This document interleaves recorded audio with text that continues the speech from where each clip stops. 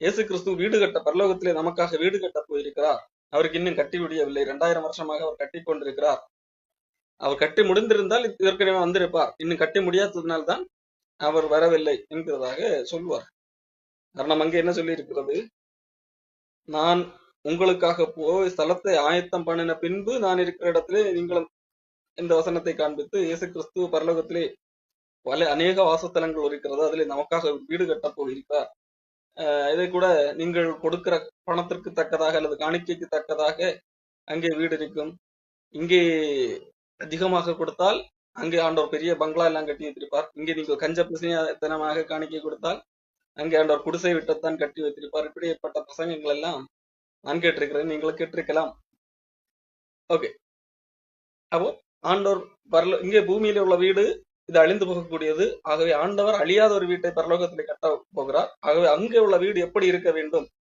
அது பயங்கர ஆடம்பரமாக பங்களாவாக பெரிய வீடாக இருக்க வேண்டுமா? இங்கே நீங்கள் பணத்தை காணிக்கையாக அதிக அளவிலே கொடுக்க வேண்டும் என்கிறது போல சில பிரசங்கங்கள் செய்வார்கள்.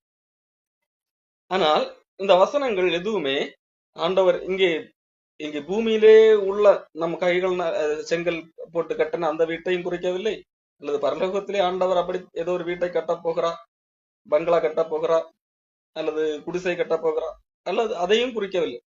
இது இரண்டுமே ஒரு உருவகமாக சொல்லப்பட்ட ஒரு காரியம்.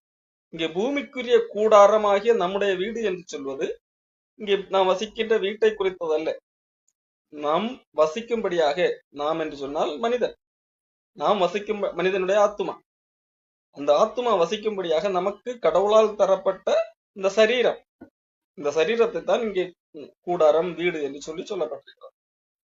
இந்த அழிந்து போகக்கூடிய வீடு என்று சொல்வது நம்முடைய சரீரத்தை குறித்து, அதுவும் மனிதர்களால் உண்டாக்கப்பட்டதல்ல. பூமிக்குரிய வீடு என்று சொன்னாலும் அதுவும் மனிதர்களால் உருவான வீடு அல்ல, அதுவும் கடவுளால் உருவாக்கப்பட்ட வீடுதான்.